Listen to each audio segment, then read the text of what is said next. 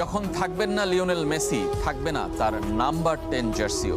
মেসির অবসরের পর তার অর্জন আর কৃতিত্বকে সম্মান জানাতে এমন উদ্যোগ নিতে চায় আর্জেন্টিনা ফুটবল অ্যাসোসিয়েশন।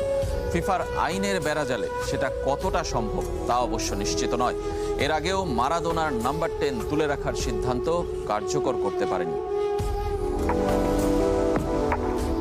10 নম্বরের আকাশী নীল জার্সি আর্জেন্টিনার আবেগের, আর্জেন্টিনার গর্বের।